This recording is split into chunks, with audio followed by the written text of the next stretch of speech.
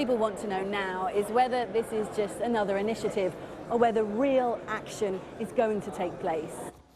Thomas Ford reporting from Abidjan. And while discussions have been going on there, the UN's migration agency, the IOM, has been getting people back home from Libya. The latest group arrived in Ghana on Wednesday evening. Thomas Naadi was there when they arrived in Accra. It was their first decent meal in months. Many had been held in inhuman conditions in Libya. 1 year, 4 months prisoner. This group of more than 100 Ghanaians left home for a better life. They found the exact opposite.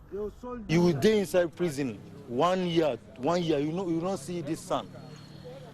It's not normal water that you drink, salt water. Even me now, if I have even enemy in this Ghana, and I will not allow him, I will not advise him to go to Libya. Samid was held in a detention center after trying to cross the Mediterranean. He was just one of the thousands from here, hoping to reach Europe. Ghana's high youth unemployment rate is a big factor in leading people to take the risk. But the government is promising to address the problem. The idea is to add value to a lot of the agricultural-based, production, to reduce the unemployment situation that we have in this country. If you look at the categories of those who embarked on these journeys, they are basically the youth. When people see that they have something better doing here, nobody, trust me, would want to undertake those journeys. But some people are unlikely to be deterred. This is Libya Quarters, a popular suburb in Accra. Most of the people who live here are Ghanaians who traveled to Libya for work and returned home rich. And that convinced a lot of young people to follow in their footsteps. Unfortunately for the most recent migrants, it hasn't been a success story. The International Organization for Migration is coordinating the return of these people, but so far has only managed to help a small number of those stranded. They have undergone inhumane treatments, exploitation and abuse, and in this case, in the return of stranded sub-Saharan African nationals, to date, we have assisted in the return of 13,000 sub-Saharan African nationals from Libya. Ghana has no embassy in Libya, and the government doesn't know the exact number of its citizens who are there. But unless measures are taken to provide young Ghanaians with better economic opportunities, it's unlikely that we've seen the last of scenes like these. Thomas Naadi, BBC News, Accra. I'm joined now by Leonard Doyle, the Communication Director of IOM, the International Organization for Migration.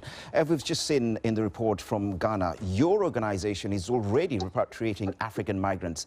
So what's new in this strategy announced by the French president?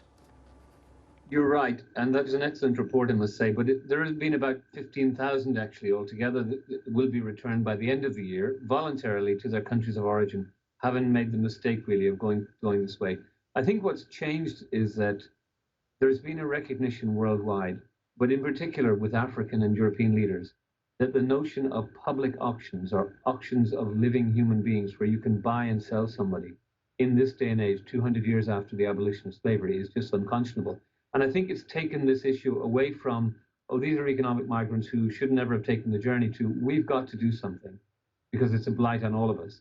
And that's what's happened. So there's a commitment by the African countries to accept them back, and by the European Union to help pay for it, and by IOM, of course, to radically scale up what it's already been doing.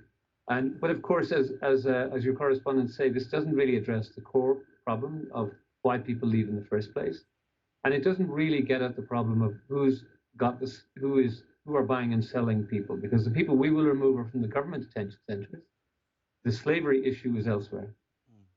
There was talk about dismantling the traffic organizations, the human traffickers. How can that be possible? How easy or how difficult is it? Well, I think it's extremely difficult. There is virtually no rule of law in the places where these guys are operating. And as we've seen, it's an extremely difficult thing to do. They've made a lot of money, and they've got a lot of weaponry in their hands.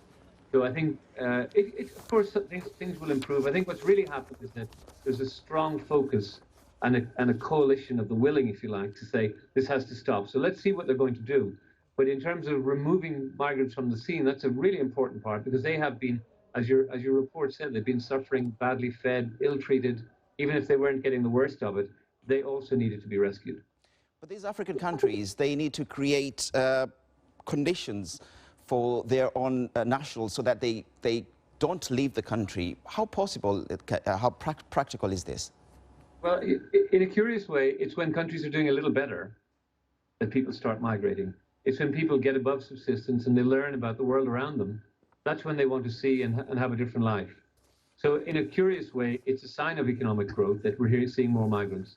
I wouldn't be too hard on the African countries in that sense.